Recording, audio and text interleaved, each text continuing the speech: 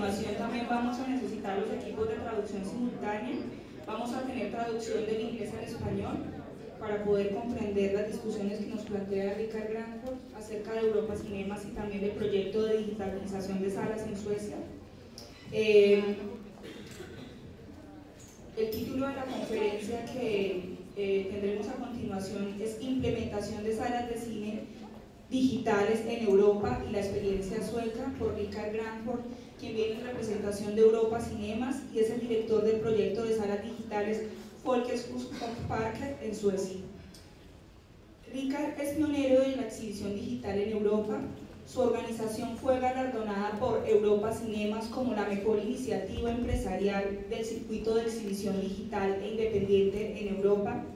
Es director de Folkets Hus och Parker en Suecia desde el 2002 y responsable de la implantación de salas de cine digital, así como de las negociaciones de derechos, programación y comercialización de contenidos alternativos.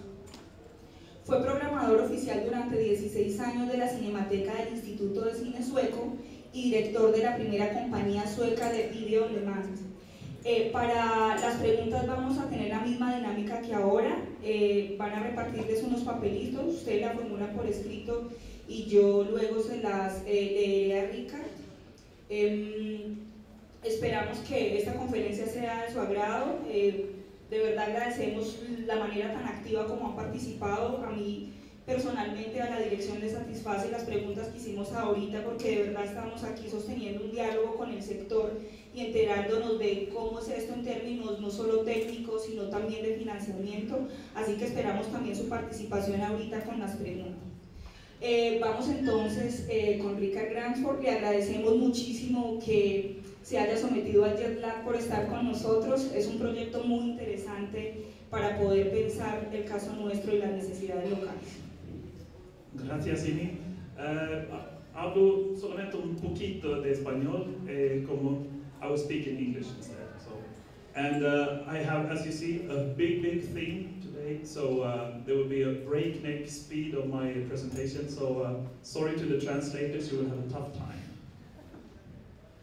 So yes, I've been working with digital cinema since 2002, and I hope this experience is something that I can use and that you can also use in Latin America. But first of all, this part of my mission here is also to talk a bit about DCI and the DCI compliancy. And as Julien told you, the Americans really set the standard.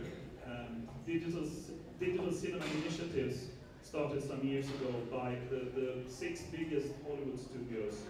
And the purpose was to investigate and enforce the global digital cinema standard, because they didn't want to deal with different standards in different countries, different types of security measures, different kinds of resolution and so forth. So, and since Hollywood is the financial backbone of cinema in almost all of the world, I would say, and especially in some countries where they have maybe 80%, 90% of the market, of course they have a big say in this. So the result also, I will repeat some of the things that Julien said, I'm sorry about that, but maybe they stand repeating. So the result is the 2K projector, or in the case the Sony 4K projector. And there are very few manufacturers, but there's actually one more projector manufacturer making 2K, and that's Barco in Belgium. And also there are 2 more server manufacturers. It's XDC in Belgium, and it's Dolby. And Dolby also has their own 3D system. And apart from the projection and the JPEG 2000 encoding, which is necessary to be part of the DCI standard, there's also a lot of security and encoding measures. There are also some 3D standards also being approved by DCI. And at the moment, there are 2 big institutions working on the standardization, because the standard isn't really set as yet. There are recommendations, but no standard. So this SMPTE, and it's the Fraunhofer Institute in Germany. And the fact today is that if you want to go digital and you want to show Hollywood films, you have to have DCI compliancy. There is no way around it. And for the future, my prediction is that if you want to show any film anywhere in the world, if you have a digital cinema, it has to be a 2K cinema.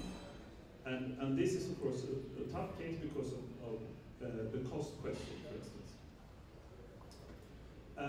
As I said, the cost is high, and that's because there are so few manufacturing the projectors and servers.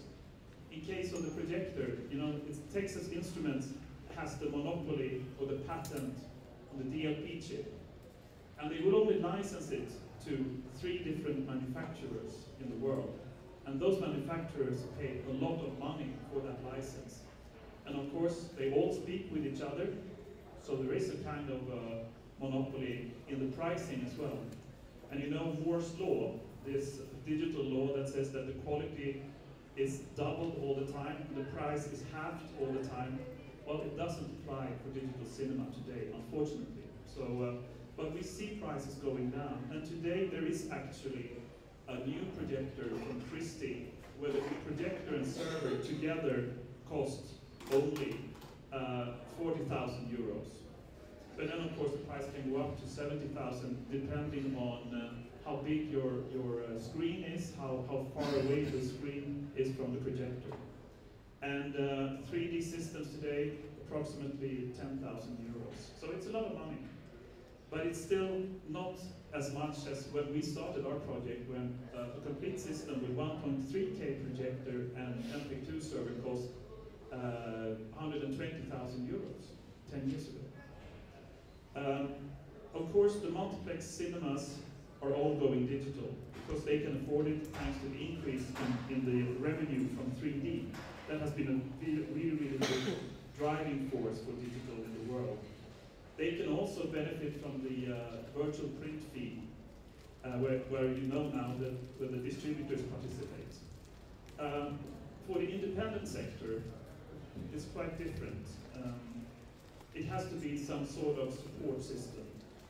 Some of them can, of course, use VPF if they are big enough. Some will be able to find some financing themselves thanks to 3D revenue. But there also has to be government, community, and regional support schemes, I think, all over the world, for not to leave any cinemas behind. Also, in Sweden, for instance, there can also be talk about bank loans, local sponsorships. There are actually big corporations and companies very interested in helping out, in especially smaller towns, and to find other sort of local means for this. So DCI compliancy, there's no turning back from DCI compliancy.